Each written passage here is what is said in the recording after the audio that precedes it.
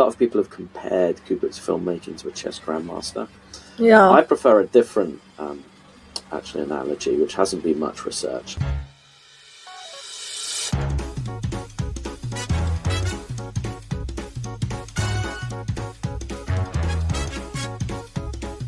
Hello, Professor Nathan. Welcome to our podcast, The Artists. And thank you for taking our time and being here to discuss one of the most enigmatic figures of cinema, Mr. Stanley Kubrick.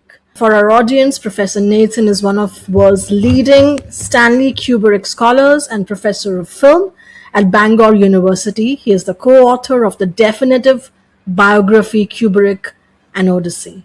Thank you so much, Professor. Oh, my pleasure. Thank you for having me. If I had to just start with Stanley Kubrick as an enigmatic figure who had a journey, of course, like everybody else, to become Kubrick, what would that journey be?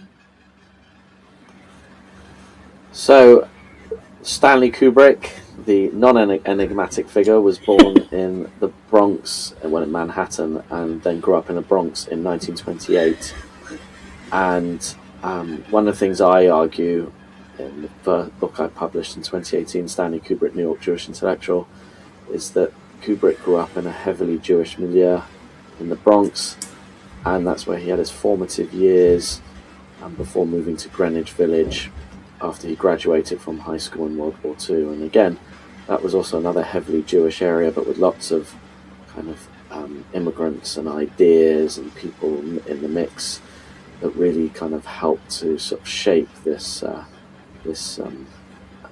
personality of the early 20s. And depends how much detail you want to go in, but he started out as a photographer from 1945 through to 1950, and that's really where I think he learned his filmmaking craft, how to compose a shot, how to frame it, how to light it, and also how to work with other people, because he would do the photography, someone else would write the captions, and that kind of is his working method for the rest of his career, by and large. There's a few exceptions, and then he got tired of just taking still images. I mean, he took still images all his life, but of just making still images, and he wanted to move into moving images, and then so he began making his first documentaries. Wow. Making his first documentary. So were there any specific places, instances, experiences of his childhood, his personality, like maybe curiosity or the kind of ambition he had, or how was he as a child that could be pointed out that this guy is going to be the next great cinematic figure? Oh, that's a tough one to answer. I mean, there's a certain dedication. Yeah. His friend's mother called Kubrick a nudnik, and it's a Yiddish term for someone who kind of doesn't quite give things up. They keep knocking on the door. Yeah. And Wow. so I think that kind of dedication, almost that obsessiveness, marks him out. That he never gave up at something. Well, I mean, he gave up projects, but he never gave up at the wider thing. And then secondly, he poured kind of his heart and soul into it. I mean, the kind of apocryphal story about Stanley Kubrick is he expected you to work 25 hours a day, 8 days a week. Wow. Not as much dedication to what you were doing as he did, but for industry minimum pay. Wow. So Nudnik and working 24 hours a day, 7 days a week. Wow. As a photographer, Nathan, what do you think he was attracted to that pushed him towards the moving images? Well, I mean, they're all image based, so the creation and manipulation of images. The thing that I really want to focus on that is just get my thoughts together, is what I called misdirection. That in order to achieve the kind of perfect photograph, you you have to stage it a bit, and we see that evident in Kubrick's early still photography. And the more I teach film studies or the making of film, the more I come to realize that really it's a form of magic with a series of workarounds, and you're trying to find the right solution to a problem, but you're kind of manipulating your audience both visually, and what film has that Kubrick also mastered that photography lacks is sound, and particularly music. So you're manipulating them orally, and that's possibly one of the things that really attracted him to moving images. The second thing is what he really loved is editing. You don't really have editing because you're not stitching images together in still photography. We kind of are, in the sense that he was creating stories, picture stories, but he wasn't doing that selection, someone else would. But in film, you're taking the still images and then stitching them together into a narrative. And for Kubrick, that was his favourite bit of the filmmaking process. And that was the bit that, if you read the early Soviet theorists that kind of he read, like Ledovkin, he also admired Eisenstein, he would have, they emphasised that editing was what kind of made film unique. And so misdirection, editing is a form of misdirection, because you're the one creating the causal relationship between the shots that you then allow the viewer to read, rather than just putting them out there and saying you figure it out. And then the oral and sound aspect of it, which he really came to master by the kind of mid to late 60s. Right. Would you like to also express this fact that photography shaped his way of seeing the world, and that in turn landed in the kind of the themes of stories and films that he later went on to direct? I don't think photography shaped his choice of theme, but I think it definitely shaped how he shot that theme. One of the key things that comes out in his later movies is he said to Jack Nicholson on The Shining, you don't photograph the reality, you photograph the photograph of the reality. So Kubrick had a very media conscious eye that said, either I can shoot this thing as it actually is or was, or I can shoot the media representation of it. And we see that most clearly in, say, Full Metal Jacket. Full Metal Jacket is, as he says in the movie, this is Vietnam, the movie, and he shot it to look like the documentary footage of Vietnam. It wasn't necessarily meant to be the most realistic depiction of Vietnam, but the most realistic depiction of the depiction of Vietnam. Wow. Barry Lyndon, likewise, right? So Barry Lyndon is very much influenced by kind of 19th century visions of the 18th century, which is what the novel was. And so he's a kind of mediator, and he understands the role of photography in that. So whilst it didn't shape his choice of theme, I would say it definitely shaped how he shot those themes. Right, lovely. A lot of filmmakers like Agnes Varda, Kurosawa, they're all like self-taught filmmakers, just like Kubrick. So when we address educating yourself for a vast profession like filmmaking, which takes so much out of you and is an amalgamation of so many different art forms, how did he possibly educate himself? Was it photography? Yes, one could be books, research, films. How do you think was his process of going through every film, but most importantly, when he actually decided to get into the moving pictures, his first film? I'm going to teach you another Yiddish term that's widely used in American English in particular. Hopefully your listeners where you are will be using it. I love that. And that's chutzpah. And I think this also answers one of the questions that you asked me earlier that which is about a defining feature of Kubrick's childhood. Chutzpah means confidence, right? Wow. I'll give you a definition. So the typical joke is the child who murders his parents and then throws himself at the mercy of the court because he is an orphan. That's chutzpah, right? So Kubrick had this kind of confidence to just go and try something. So I think that's one of the things. I wouldn't call it arrogance because he made lots of mistakes and he was aware of his limitations, but he definitely had the confidence to go for it, right? And in terms of learning filmmaking, there's two things. One, he watched everything he could, right? So, the local cinemas, Museum of Modern Art, and so he got his education through mimesis by watching it and copying and just saying, well, I could do a better job of most of what I'm looking at. And for his first film, he just said, well, there's no better education than just picking up a camera and giving it a go. So he went to his local camera shop, hired a camera, moving image camera, asked the guy to teach him how to use it, which he did very quickly. And one of the favourite discoveries in the Kubrick archive in London is a little sheet of paper that Kubrick had written a diagram of how the film feeds through the mechanism. And I haven't got the exact words to hand, but it says something like oil every 1,000 feet, and then underneath ask about that. Okay.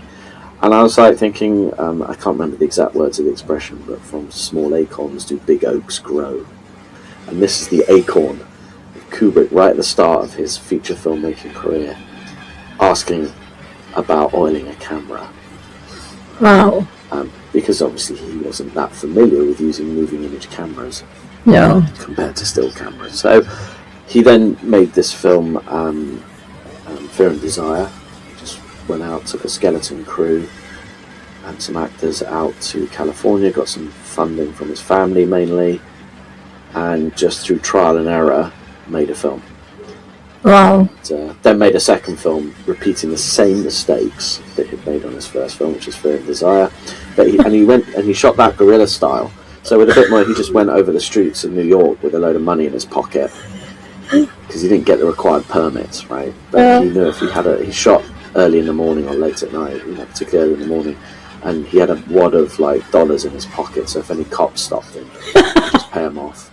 So there was a kind of guerrilla style. I mean, neo-realistic elements, because I understand neo-realism also was popular in India. Of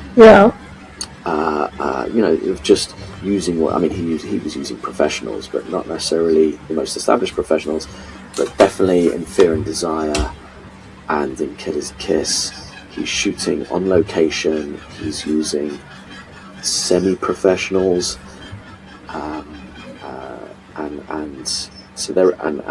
There's definitely a realist feel to his films, but they're not neo-realist. But you can see influences, and there are definitely realist elements in some of his films, like the battle sequences in Doctor Strangelove. So it was sort of trial and error, confidence, and just having a go.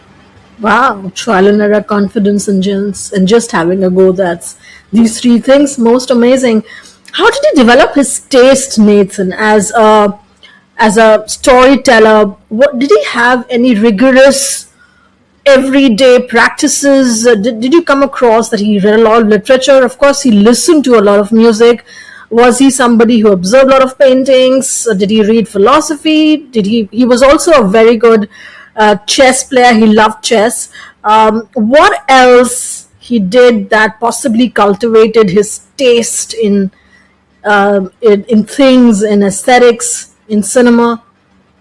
Everything you've mentioned. Yeah, I should have said chess to your early question about childhood. So he was also learned chess around the same time as he got his first camera. Chess teaches you to strategize, to play the long game, but also psychological manipulation of your opponent. All of those things employed. A lot of people have compared Kubrick's filmmaking to a chess grandmaster. Yeah, I prefer a different analogy, which hasn't been much researched, and that is Kubrick as musician or drummer. So Kubrick was a jazz drummer. and he loved music, and he played jazz drums, and he had a drum kit. Moved to England when he moved there and set up in the house. And the interesting thing is the role of the drummer is to set the tempo for the band, right? And I think that's you know one of the metaphors that could be explored more productively that hasn't been done yet with Kubrick. People talk about general grandmaster, and I'm thinking also drummer. So yes, he had a taste for music, both popular and classical, avant-garde. Those around him were giving him ideas. He's watching a lot. Obviously, he's going to watch a lot of TV. And that becomes more of a mass medium in the 50s. And the other thing that we haven't talked about, and I think this is much underestimated, is Kubrick was an avid reader and a kind of novelist manqué. He wanted to write novels and never mastered it. He wanted to write screenplays and never mastered that either. In the early 50s, in that sort of Greenwich Village period, he was a big Joseph Conrad reader. So he's reading loads, and I think if there is a practice that Kubrick's engaged in daily, it's reading. And trying to find that next story. I think what he figured out, so his first, one of the major differences between still photography and feature, or even documentary and feature filmmaking, is you need a script, right? Yeah. And for feature filmmaking, probably even more importantly. And he co-wrote the first one with a friend from high school. And he did the same for his second film, and his friend took his name off the second one because he thought it was so bad. And after that, Kubrick's working method changed. He adapted source material. So his third film was The Killing, and that's based on a novel by Lionel White called Clean Break. Kubrick, by and large, with a couple of major exceptions, either made, unmade, adapted fiction, and he preferred to work with someone when doing it, because he knew he wasn't that kind of writer. And having tried and failed to generate some screenplay length, film length screenplay drafts in the 50s, which kind of never got anywhere on his own. So one thing that we could say constantly throughout his life is he's reading. But the other thing that marks Kubrick out is he chats. He's a chatter. He loves a joke. He loves humour. He loves to wind. If I say wind people up, I hope that's not too British an idiom. I also often am a very US facing, and I'll say something. I'll give you an example. In a book, I've just written a book about David Mamet. Yes, and I saw that, and I want to talk about that, but perhaps towards the end, yeah. He liked to tease them. He liked to get a reaction. Kind of. But the other thing he did was he sucked people dry. He was like a sponge. He'd be like a worm that get inside your brain and eat them, right? Yeah. And so he loved absorbing ideas. So I think, in addition to this photography, this chess, music, the art, classical mythology, philosophy. Freud. He was a big fan of Freud. Yeah. I think there's other existentialists who you can see. Freud's not an existentialist, but you can see sort of Camus, Sartre. He's Camus and Sartre. Is that what you just said? Yeah. I think you can see their influence in his 50s films, in those sort of black and white movies of the 50s. He's always searching for that next story to fall in love with, and he's searching fiction for it. Yeah. And then we see from The Killing onwards, Paths of Glory. I mean, Spartacus was handed to him, but he went back to the texts to read Spartacus, and you think everything. The only project that wasn't fiction of that era is Napoleon, but again, that was still based on a book. Yeah. So that's something he engaged in every day. Yeah. So Nathan, you mentioned Spartacus that was handed over to him. Yeah. Before that, it was Fear and Desire, Killer's Kiss, The Killing, Paths of Glory. At what point did people, the system, the producers start taking him seriously as a filmmaker, when he could actually draw finances towards him to tell the kind of stories that he wanted to tell? Well, that was early 60s. So he got critical notice with The Killing in 56. Yeah. And then Paths of Glory, 57, I think, was the first film that he turned a profit. It was barely anything, but he still made one. So he becomes a boy. You know, him and his producing partner James Harris are on the radar by 57. Problem is, they couldn't get a film made for 2 years.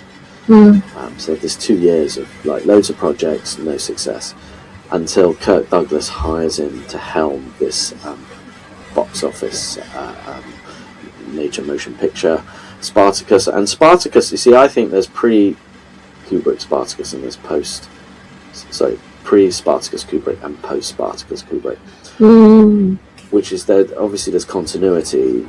There's some elements of continuity, but what Kubrick learned on the set of Spartacus, whether it was his film or not, is what made the Kubrick that most people associate with Kubrick, right? If you think most people out there haven't seen the early films, right? They've seen some of, possibly all of the kind of colour ones from 2001 onwards. That Kubrick that is in most people's head was formed on Spartacus. Well, lovely. Not from nothing, but you know, it was shaped there. And that showed he was a bankable director who could helm a big, major studio product with big names, 3.5 hours, you know, thousands of extras, and it's still considered one of the best today. So, you know, but the interesting thing is, there's something you said in your question, was when could he bank on getting finance? Well, he never could, to be honest. It was only with Warner Brothers and the contract he signed in the early 70s to make A Clockwork Orange that he had a backer, right? He had a guaranteed backer. So if you look up to that point, right, and that's one of the things we explored in detail in the book, is he had to go to a different studio every time to finance a project. And sometimes at a deficit, sometimes using family money, and it's, you know, it's Columbia, and it's United Artists, then Seven Arts, and MGM for 2001, and only by 71 with A Clockwork Orange does he have a guaranteed backer in Warner Brothers. But that doesn't mean they're going to back everything he wants to do, and we know that because he never makes Napoleon and he never makes Aryan Papers, right? So one of the things we were really keen to do in the book was to dispel the myth of this all-knowing, he was a perfectionist, I hinted earlier, but this all-knowing director that never got anything wrong, who was always on an upward trajectory that was never interrupted. That's not the actual story of Kubrick. There were bumps along the road, mistakes, errors, and failures to get his project off the ground because he had an idea and the studio didn't want to back it. Right. So in a sense, he was never guaranteed the money. You know who was? Probably Clint Eastwood, funnily enough. Warner Brothers loved Clint Eastwood. That's another story. Yeah. But really by the early 60s, he's a hot young director where people do want to back it. Doesn't mean he's guaranteed it, but he's definitely, he's made it by then. Wow. So, of course, he has made it by the 60s Spartacus, and people want to back him up. The range of genres, Nathan, the way he has the whole trajectory of his films, from war drama to noir to crime to psychological drama to dystopian period, he's actually done it all in terms of genres. So, how was it that he was choosing his stories, which were genre driven, and he was saying, okay, I want to make Lolita now, I want to make Strange Love now, I want to make Barry Lyndon now, and he managed to make all of them the way he wanted to? Some people argue there's only two genres of Kubrick, war and family, and in a sense armies are just one big family anyway. But yeah, I take your point. The one genre he didn't do was Western. Right. Quite glad he didn't, because I'm not such a fan. Although he did, one of the failed projects between 57 and 59 was One-Eyed Jacks with Marlon Brando. One can only imagine what that clash of egos was like. So, my personal argument in that 2018 book is Kubrick is driven by intellectual and industry trends in a particular period, right? So, Spartacus that was handed to him was kind of one in that cycle of sword and sandal epics like Ben-Hur. But, Lolita, early 60s, that is a novel that's a cause célèbre in the late 50s, early 60s. So I think he's more guided by the kind of intellectual trends than the cinematic ones. Wow. Because Kubrick is helping to push. I wrote a chapter where I edited a book called The Bloomsbury Companion to Stanley Kubrick. And one of the chapters I wrote was in Kubrick and childhood. Right. And he helped to push the kind of boundaries of the representation of childhood in the early 60s as away from something just wholesome and angelic to something a bit different, which sort of really developed through the 60s. Late 60s, early 70s, I think The Exorcist or The Omen, even Rosemary's Baby. And so Doctor Strangelove, again, I think really driven by what's going on at the time. In terms of nuclear disarmament, the Cuban Missile Crisis, the fear of mutual assured destruction, again an obsession with sex. Sex runs through most of Kubrick's films, sex and music, and or dancing even, and so I think, and he's at the forefront of what we could call counterculture filmmaking. In the early 60s, if you think Doctor Strangelove, Catch-22 and MASH are kind of a countercultural trilogy. Kubrick leads on that. Again, 2001: A Space Odyssey, where he takes a genre that had died a death by that point, and, but deals with big philosophical questions that were being asked as a result of the Vietnam War and everything else that's going on in the United States and across the globe in the mid to late 60s. So I mean, I could go through each film and do that. The kind of film that's like out of its time and was an era is Barry Lyndon. In 75, Barry Lyndon was his first kind of flop. And it's made his money back since, but it really was a film out of its time. The big epic costume drama in the year that Jaws got released. Yeah, that's one of his errors. He makes up with it. Makes up for it with The Shining. Right. So, Nathan, through all his films, what do you think that he was actually trying to address? The human question, human condition? What was his one recurring theme that you feel was predominant? Like, was it violence? Was it technology, civilization, power? What was it? Well, all those things. I mean, I use the masculine pronoun deliberately simply because Kubrick's films predominantly deal with masculinity, because that's what he understood best. What makes a man a man? What makes a human a human? I think we can see that as a theme running through his films, whether that is power, civilization, education, sexuality. Yeah. So, I mean, the original angle I went. So the biography was an attempt to bring together all the existing research into a narrative that hadn't been done through the arc of his career, because the last biography was written before he'd made Eyes Wide Shut. But the kind of book I did before that I mentioned earlier, Stanley Kubrick, New York Jewish Intellectual, was to try and put him in a kind of Jewish milieu, not a religious one per se, but one that was sort of ethnic, cultural, intellectual.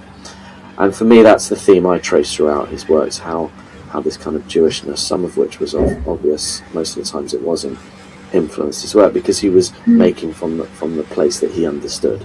And I go back to where he was raised in the 30s. So for me, that was one of the defining features. The other thing was I like to think of Kubrick as an intellectual who's responding, like I said earlier, to what's happening. Each film is a product of its time. Right. And it's responding. I mean, in many ways. So two of the things I usually say in a talk is that the reason why Kubrick's films survive is one, the amount of pre-production research he did. Yeah. So the films have ideas and depth. Yeah. And two, there was some kind of technological innovation. Yeah. So he either innovated a process or he developed a process that had already been innovated. So that combination of technological you could put, say, slash industrial with intellectual is what makes his film really powerful and survive. I mean, just to give an example, there's all the special effects on 2001, or the use of front projection, or his use of music. Right. You know, the realism and detail of Doctor Strangelove, The Shining, it's this use of Steadicam, Barry Lyndon, the use of natural light with a NASA lens, Full Metal Jacket, he chooses to shoot Vietnam in a city. Most people shot Vietnam movies in the jungle. So it's those two things, that kind of intellectual consistency, but also that constant adaptation through the genre choices that you mentioned. He challenged himself each time with a new genre.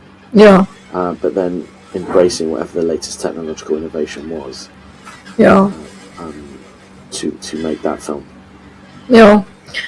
If you had to identify a couple of struggles that Kubrick must have gone through, not just as a filmmaker, not just as an artist, but also personally, was it like financing or, loneliness, doubts, studios? What would those be?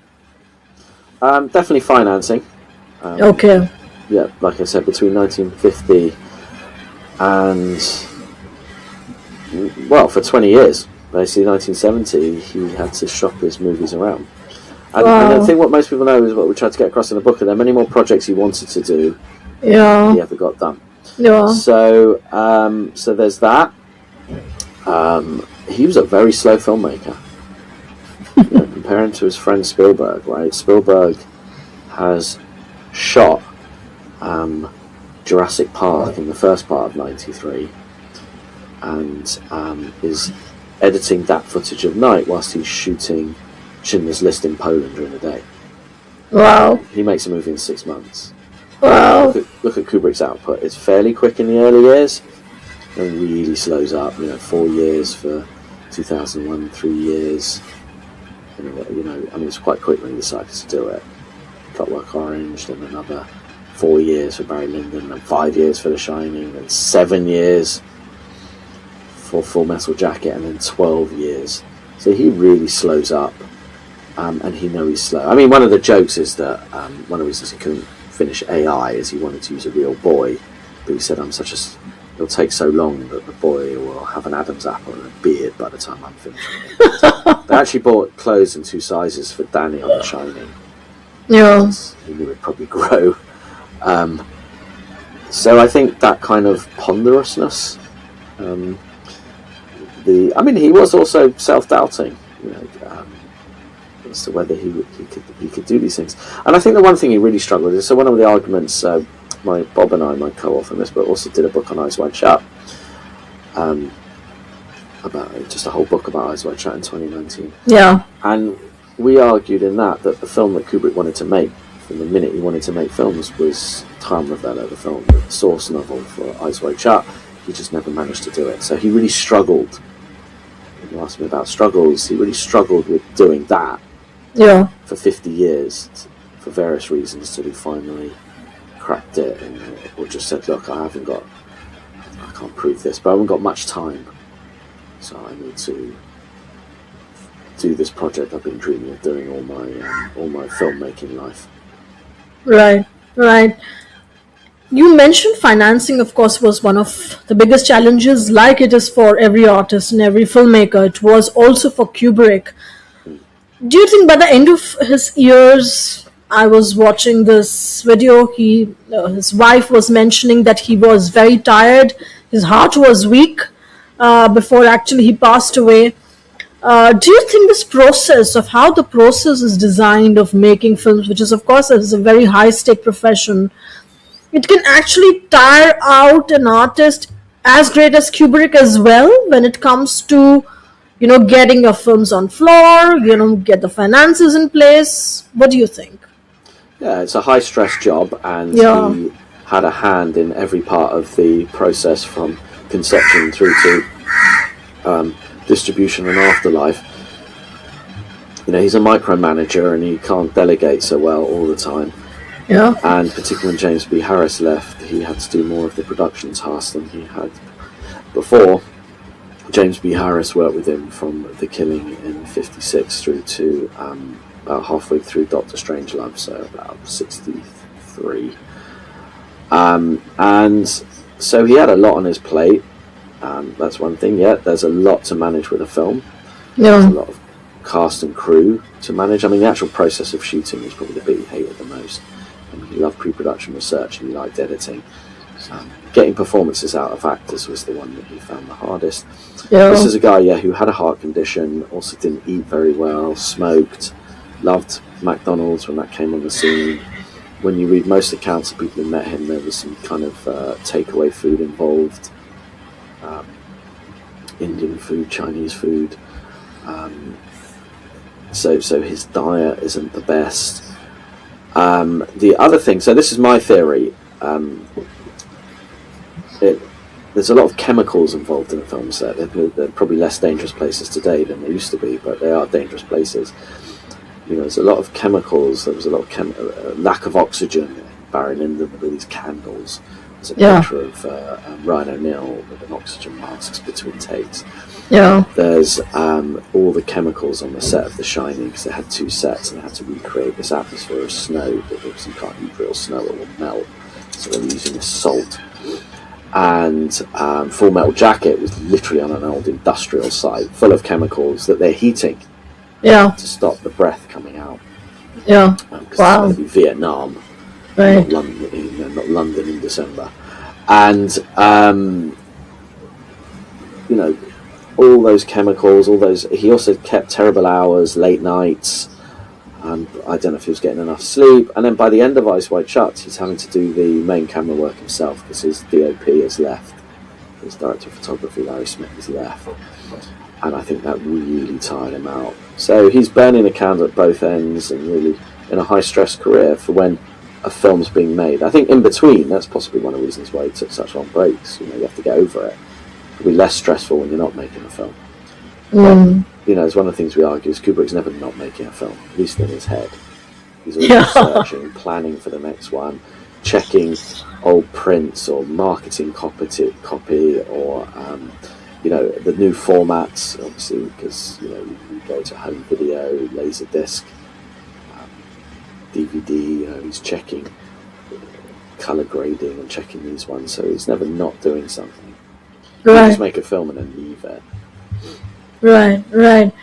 And how could he possibly be dealing with disappointment? Like, he had a lot of unfinished films as well. You said, like, there's in my research I found out there was Ardent Papers, Napoleon, AI. How did he actually manage that? What was his talk to his own self, possibly? Well, I think the way to spin this one is it's not a miracle that a film doesn't get made, it's a miracle that a film does get made. There were dozens of projects of varying levels of development that Kubrick wanted to do. So some were just ideas and he read the book, others there was some kind of developed treatment. I mean, one of the ones I came across for the first time since 1956 was this adaptation of Stefan Zweig novel Burning Secret. That went to full draft screenplay and some pre-production work in terms of casting. Maybe he was disappointed at the time. But, this came relatively early in his career. Then for the next 2 years, he had a bunch of projects and ideas, none of which got off the ground. There was one of them that did. Again, and after each film, there's just a series of projects that he shows varying levels of interest in. So I think in that sense, he probably got used to that. Certain films are just not going to be made, but I'm not going to settle for second best. He didn't just churn them out. He could have done. Some filmmakers are just incredibly prolific. I mentioned Spielberg. I think the 3 that you mentioned were the 3 that he was really disappointed. Napoleon, so he did a lot of work on that.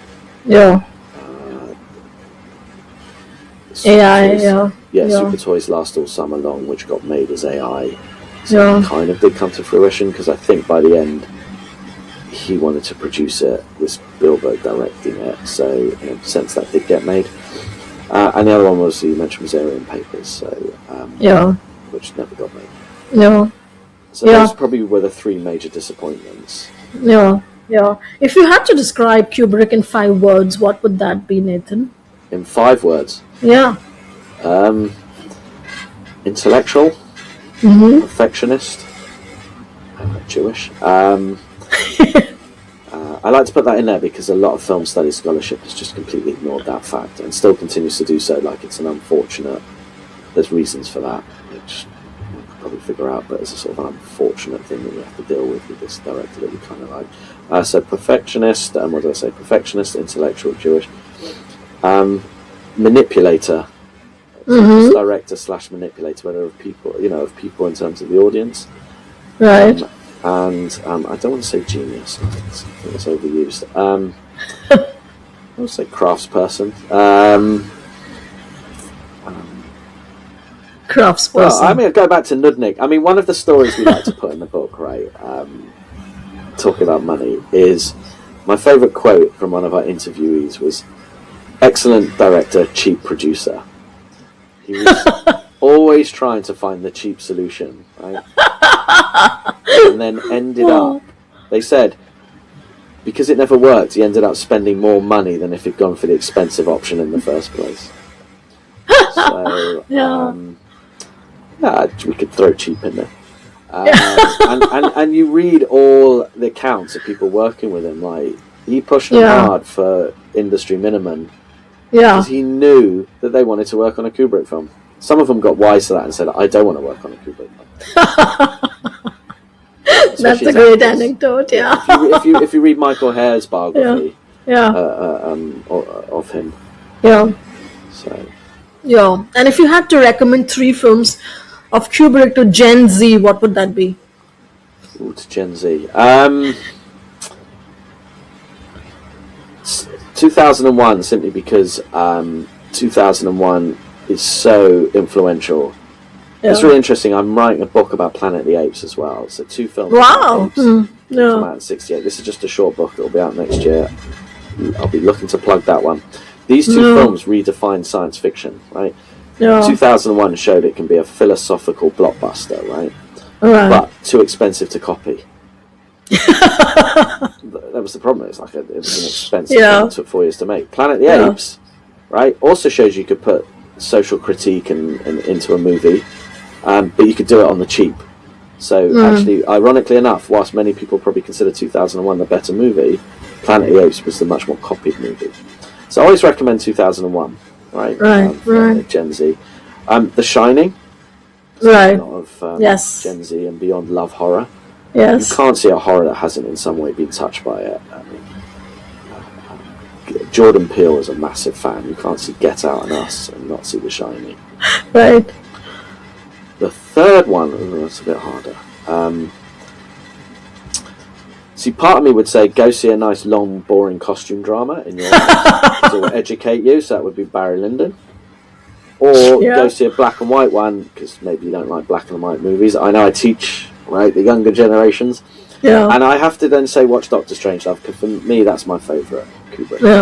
Yeah. Right? And again, I think the relevance of Doctor Strangelove to Gen Z is that, it's along with The Shining, whenever there's a political meme doing the rounds, right, they usually have, here's Johnny with the axe coming through the bathroom door, right?